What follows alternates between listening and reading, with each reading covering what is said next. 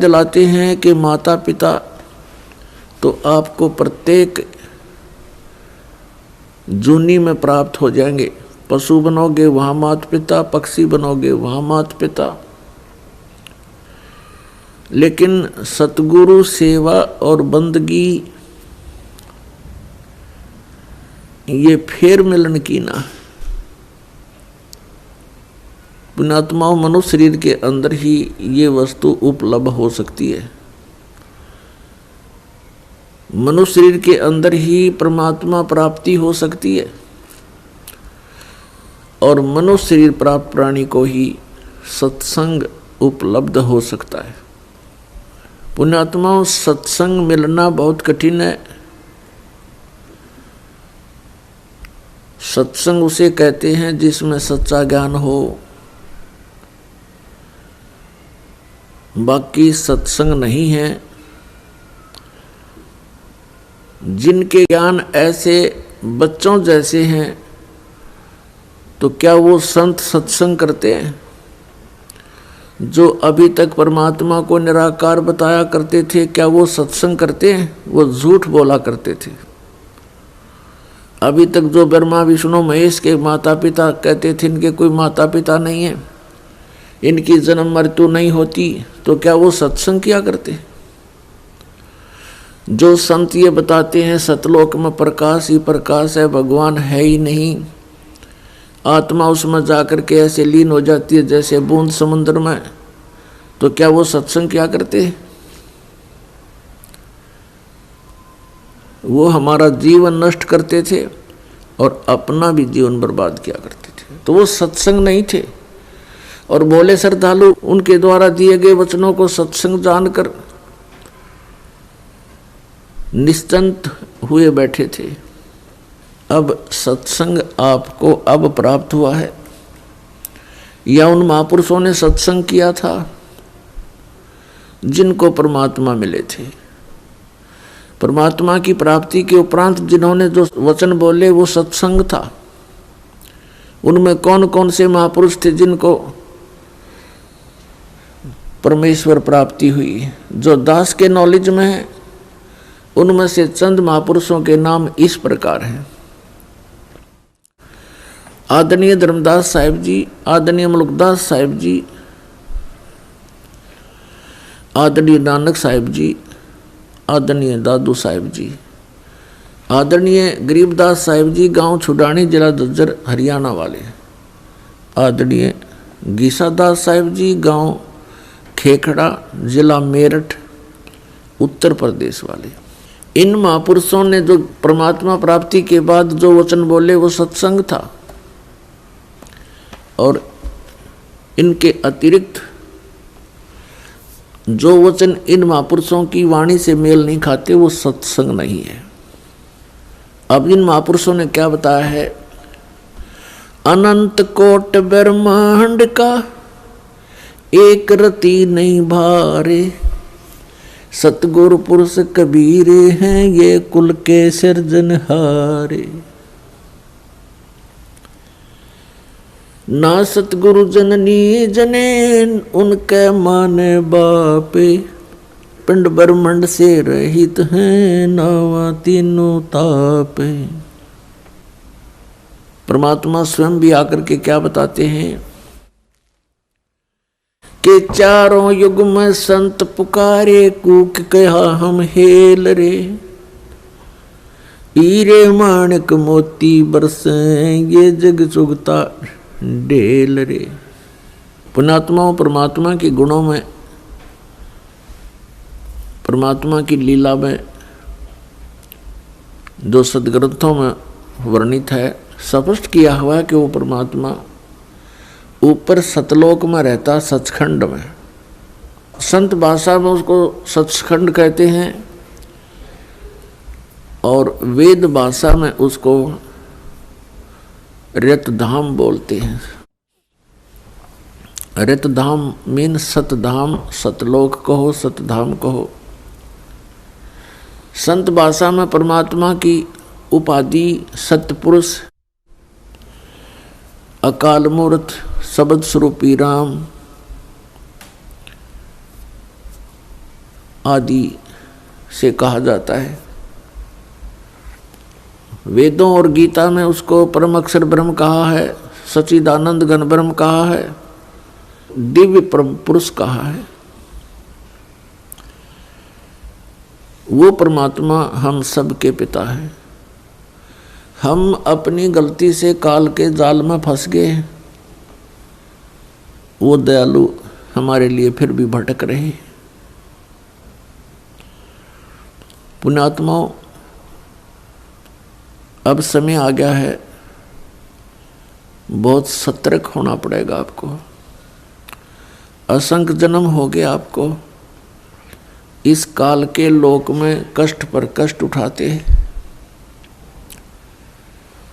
उसके विषय में बताते हैं, कोटि जन्म तो भरमत हो गए, कुछ ना हाथ लगा रे,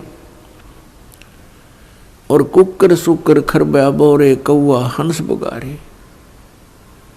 कोटि जन्म तू राजा की, न मिटी न मन की आशा, भिक्षुक ओ कह दर दर घूम लिया, ये मिला न निर्गुण रासा। इंद्र कुबेर ईश की पदवी, ब्रह्मा वर्ण धर्मराया, विष्णु नाथ के पुर को जाके तू फिर भी वापस आया।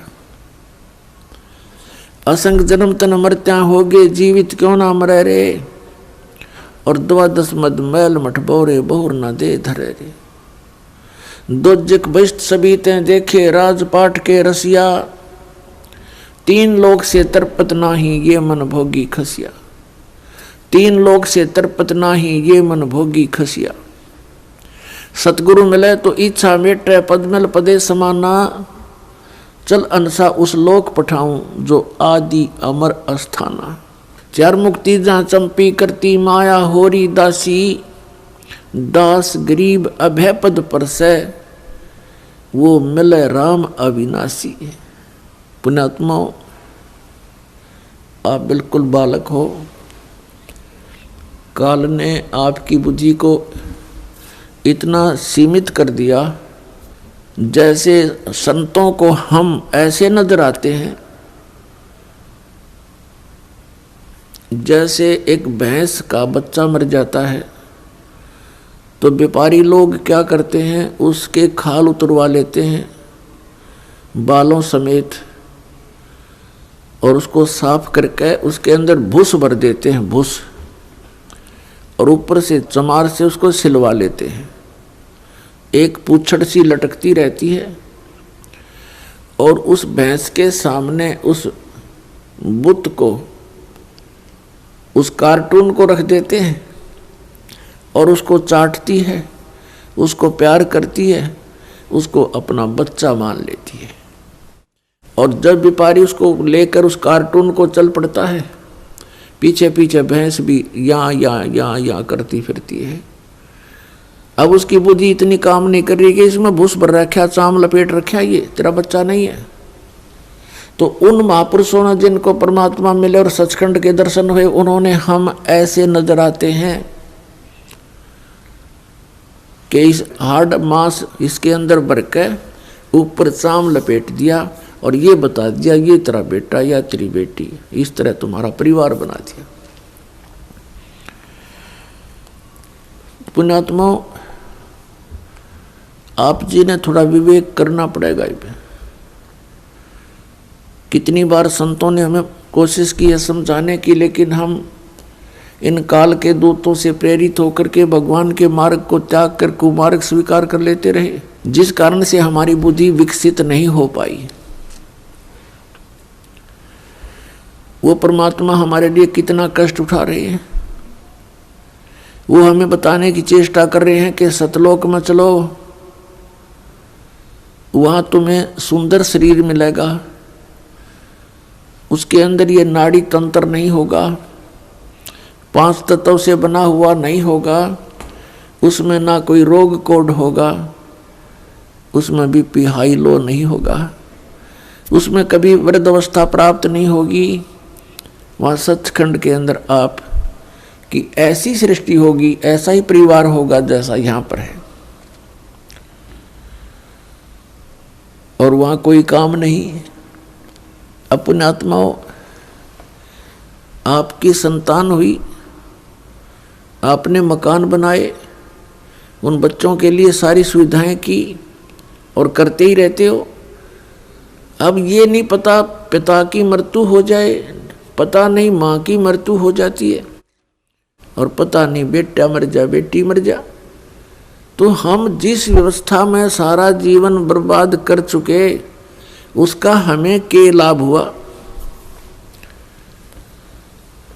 लेकिन हम सोचें क्या इसका विकल्प नहीं?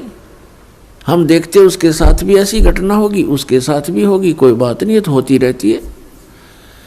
अब परमात्मा ने इसका विकल्प बता दिया, इसका अल्टरनेट बता दिया कि जब तक तुम्हारे संस्कार हैं, परिवार में आप रहो, और वो भी भगवान की आत्मा है, आपके बेटा बेटी रूप में रोल करने आए हैं, माता पिता रोल के रूप में आए हैं, तो उनको एक विशेष प्यार देना, आपस में खींचातानी नहीं बढ़ावे।